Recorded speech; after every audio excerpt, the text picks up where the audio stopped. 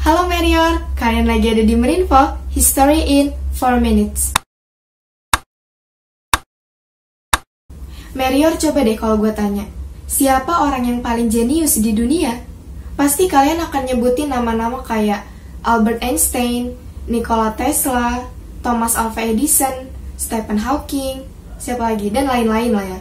Nah, tapi tahu nggak sih, sebenarnya ada satu nama yang luput dari pemberitaan dan jarang banget terekspos.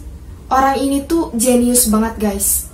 Sampai-sampai nih, dia dijuluki sebagai orang yang paling jenius yang pernah hidup di muka bumi ini. Namanya adalah James Sidis. William James Sidis lahir di kota New York pada tanggal 1 April 1898 dari pasangan Boris Sidis dan Sarah Sidis. Nah, Boris Sidis ini guys adalah seorang psikolog sekaligus poliglot berdarah Yahudi asal dari Ukraina yang bermigrasi ke New York di tahun 1887. Sementara itu Sarah Sidis adalah lulusan dari Universitas Boston, jurusan School of Medicine. Intinya pasangan ini sama-sama cerdas guys. Jadi gak heran ya kalau nanti anaknya bakal jadi jenius. Kejeniusan James Sidis ini sudah mulai terlihat pada saat dia masih kecil. Umurnya pada saat itu belum genap 8 tahun, tapi dia sudah menguasai paling sedikit 8 bahasa, yaitu bahasa Latin, Inggris, Jerman, Prancis, Yunani, Armenia, Turki, dan Yahudi. Nah, ayah Sidis kemudian mendaftarkan putranya ini untuk masuk ke universitas paling bergengsi di dunia, yaitu Harvard University, pada saat James Sidis masih berusia 9 tahun. Namun pada saat itu James Sidis ditolak guys. Alasan pihak Harvard adalah Sidis ini masih terlalu muda. Tapi kemudian 2 tahun setelah itu Harvard kemudian menerima James Sidis dan ia pun mencetak rekor sebagai mahasiswa termuda yang pernah diterima dalam sejarah Harvard. Sidis memiliki IQ berkisar antara 250 sampai dengan 300 dan menguasai 200 bahasa dunia. Pada tanggal 18 Juni 1914, di usianya yang baru 16 tahun, Sidis ini telah lulus sarjana matematika dengan predikat cum laude.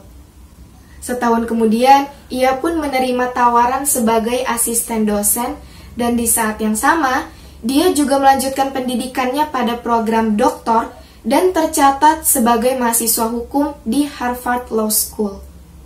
Namun, kisah hidup James Sidis ini tidak semulus dan seindah yang dibayangin banyak orang.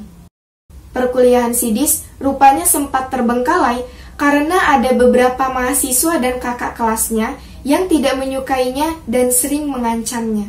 Ya mungkin mereka ngelakuin itu karena iri kali ya guys. Sidis akhirnya drop out dari Harvard Law School dan merasa sangat frustasi pada dirinya sendiri dan juga sistem belajar yang diterapkan ayahnya sejak dia kecil.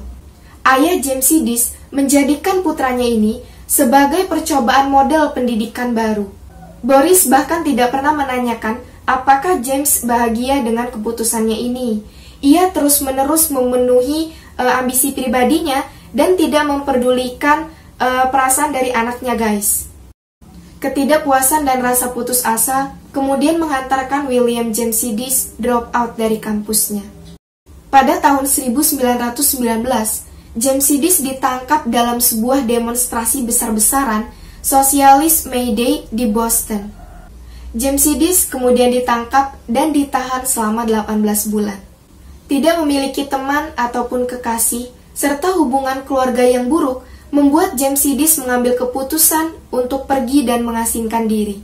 Sebenarnya, James Sidis ini pernah ketemu sama wanita muda guys. Namanya adalah Martha Foley saat mereka sama-sama berdemonstrasi di Sosialis May Day dan James Sidis mengaku jatuh cinta padanya. Tapi sepertinya kisah cinta James Sidis bertepuk sebelah tangan guys. Setelah menyelesaikan masa tahanannya, tahun 1921, Sidis diketahui pergi ke East Coast, lalu kemudian bekerja membuat mesin-mesin di New York. Setelah itu, kabar Sidis tidak pernah terdengar lagi. Hingga pada suatu hari di musim panas, Juli 1944, Sidis ditemukan tergeletak di kamar apartemennya di Boston.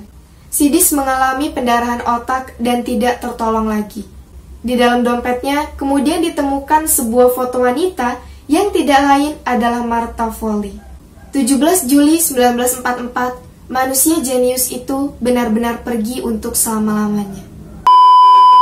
Ya guys, abis ceritanya, jadi itu tadi ya Merinfo kali ini. Semoga bermanfaat dan sedikit banyak menambah pengetahuan kalian. Kita ketemu lagi di Merinfo selanjutnya. Bye-bye!